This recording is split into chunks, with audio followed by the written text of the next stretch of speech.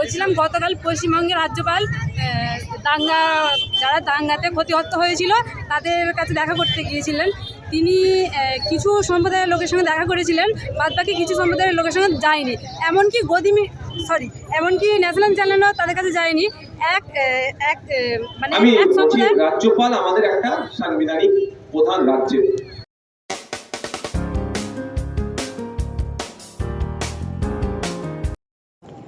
23 April 2025 বুধবার Indian secular front রাজনৈতিক দলের পক্ষ হইতে কাশ্মীরের জঙ্গি হামলায় 26 জন পর্যটকদের মৃত্যুর প্রতিবাদ জানাতে নলপুর সারেঙ্গাপোলের প্রাঙ্গণে একটি প্রতিবাদ সভা অনুষ্ঠিত হলো।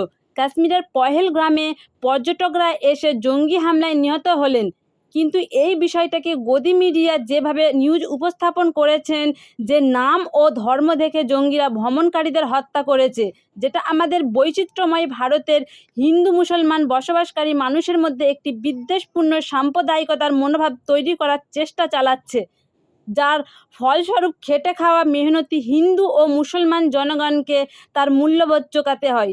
গণতন্ত্রের চতুর্থ স্তম্ভ হলো সত্য সংবাদ পরিবেশন করা, কিন্তু গদি মিডিয়া সেটা না করে দেশে শান্তিপূর্ণ মানুষের মধ্যে অশান্তির বাতাবরণ সৃষ্টি করার ব্যবস্থা করেছে।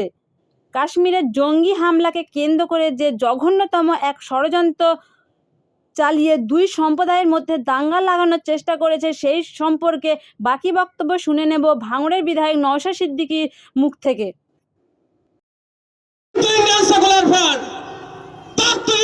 বলছে যে সমস্ত নরখাদকগুলো একটাই না ছাড় পায়, প্রত্যেকটাকে যেন সর্বোচ্চ শাস্তির ব্যবস্থা করে, একটাও না ছাড় পায়। যারা কাশ্মীরের তথা দেশের ভাবমূর্তিতে আঘাত দিচ্ছে, দেশের সার্বভৌমত্ব নিয়ে যে আচরণ করছে, বিদেশে বহির্বিশ্বে আমাদের দেশের মাথায় হাত হবে। যারা এই সমস্ত ধরনের সাম্প্রদায়িক কাজ করেছে, সব প্রত্যেকটাকে চিহ্নিত করে সর্বোচ্চ শাস্তির দাবি আমরা তুলছি। কিন্তু দুর্ভাগ্যের বিষয়, অনেকে দেখছি দাবির পরিবর্তে ও বলছে অমুককে মেরেছে, তো ই বলছে অমুককে মেরেছে। আমাদের দুর্ভাগ্য এটাই, এটা তো চাইছে একটা শ্রেণীর রাজনৈতিক কারবারিরা। আপনারা সাবজেক্ট ছেড়ে অবজেক্টের দিকে চলে যান। সাবজেক্ট হচ্ছে এটাই, যেখানে কাশ্মীরের মতো জায়গাতে বিভিন্ন ধরনের এজেন্সি আছে, কাশ্মীরে কোনো নাশকতা হতে দেবে না।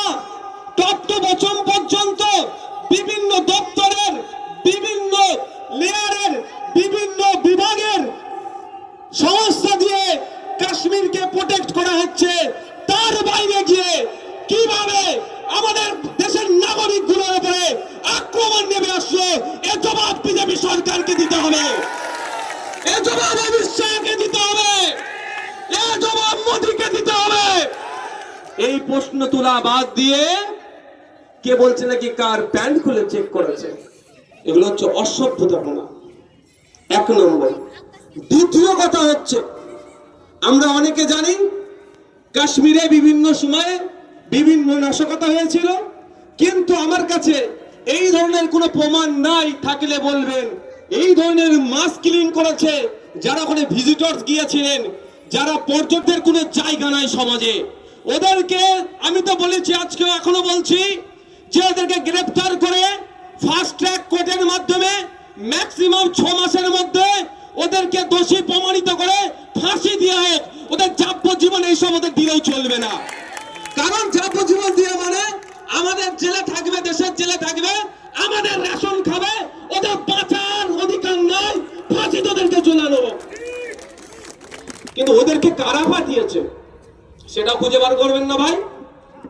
6 বছর হয়ে গেল আমাদের সেনা, আপনার উলুবেড়িয়ার বাবলু ধারা সম্ভবত নাম, এই উলুবেড়িয়ার মানুষ, বাউরিয়া উলুবেড়িয়াতে সে ওই শহীদ হয়েছিল পুলওয়ামার অ্যাটাকে।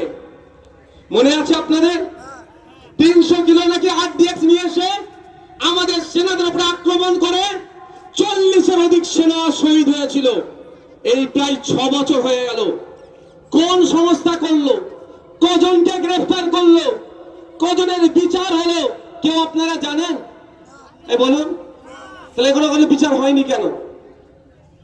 করতে গেলেই তো হয়তো বড় কোনো কর্তা হয়তো জড়িয়ে আছে, রাজনৈতিক ফায়দা ছিল, হয়তো করিয়ে দিয়েছে, এটা হয়তো তদন্ত করলে উঠে আসবে। তাই আমরা চাই এটা তদন্ত হওয়া দরকার।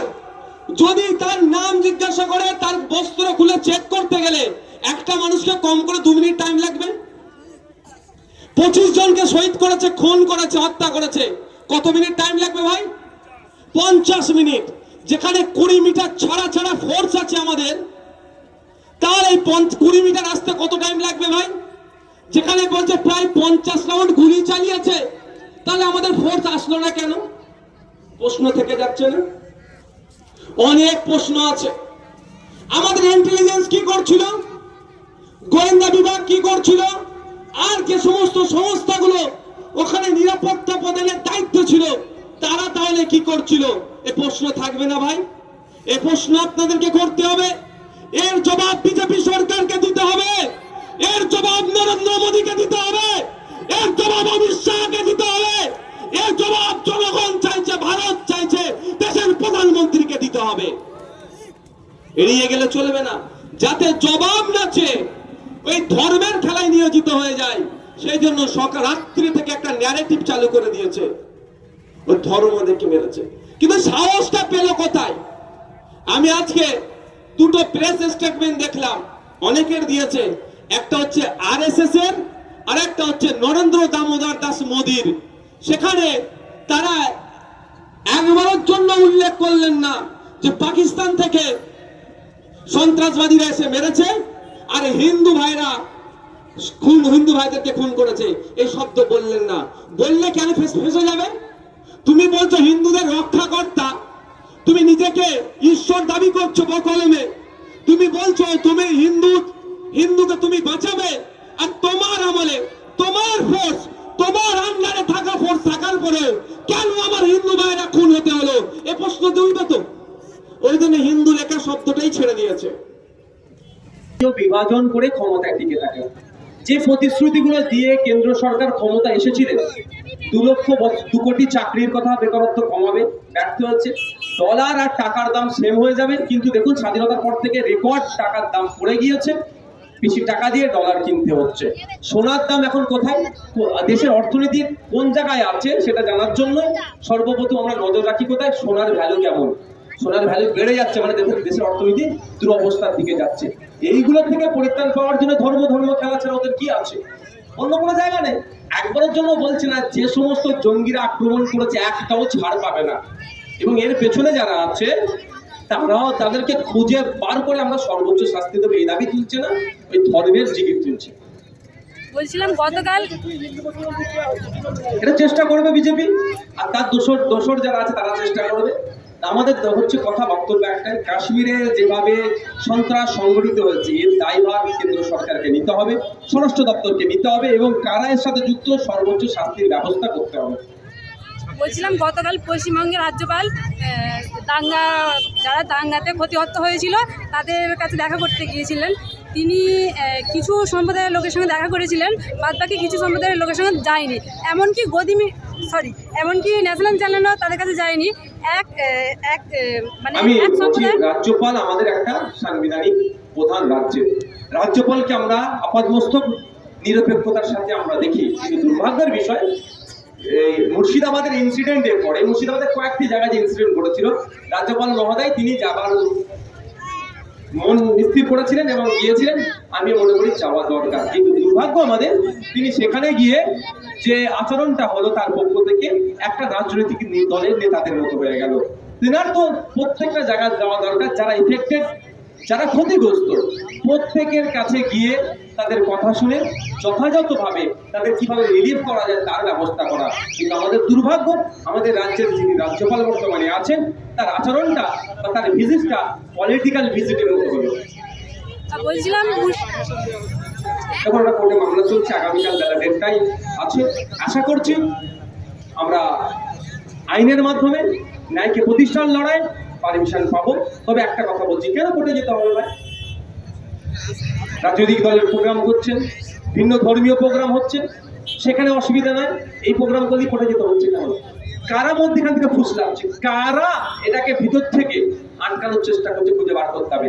সাপ হয়ে কামড়াচ্ছে, ওজা হয়ে ঝাড়ছে, ঠিক যেভাবে বলছে দিল্লি গিয়ে আন্দোলন করো, বলছে অকামের বিরুদ্ধে আছি, দিল্লি গিয়ে আন্দোলন করো, যেভাবে হচ্ছে ঠিক এখানে দেখুন কেউ কলকাঠি নেড়েছে যে পারমিশন না হয়। কিছু আছে বলছেন? ভারতটাকে বলুন। বলছিলাম যেমন মুর্শিদাবাদ দাঙ্গা নিয়ে ন্যাশনাল চ্যানেলগুলো বিভ্রান্তি ছড়িয়েছিল, তেমন এই কাশ্মীরে যে জঙ্গি হামলায় ইনজুরেড হয়েছে সেটা নিয়েও ন্যাশনাল চ্যানেলগুলো, বিশেষ করে ন্যাশনাল ঠিক আছে, চ্যানেলগুলো আমি উত্তর দিচ্ছি, বুঝে গেছি। ব্যাপারটা হচ্ছে দেখুন, হলুদ মিডিয়া বলা হয়, গদি মিডিয়া বলা হয়। দেখুন, মিডিয়া স্বাধীনতাতে আমাদের দেশের র্যাঙ্ক 159 আউট অফ 175 or 180, 180টার মধ্যে 180টি দেশের মধ্যে আমাদের মিডিয়া বাক স্বাধীনতাতে 159। যেমন আমাদের দুর্ভাগ্য, ঠিক একইভাবে এশিয়া মহাদেশের মধ্যে ফেক খবর ছড়ানোতে আমরা টপ 3-র মধ্যে আছি। এটা আমাদের দুর্ভাগ্য। আমরা তথাকথিত বলি গণতন্ত্রের চতুর্থ স্তম্ভ মিডিয়াকে, আজকে দুর্ভাগ্যের বিষয় মিডিয়াও যেন এই প্রোপাগান্ডায় সামিল হচ্ছে। সেই সমস্ত মিডিয়াদেরকে আমরা ধিক্কার জানাই, যারা দেশের সার্বভৌমত্ব, দেশের সম্প্রীতি, দেশের ঐক্য বিনষ্ট হয়ে যাবে তাদের খবর পরিবেশনের মাধ্যমে। Thank you.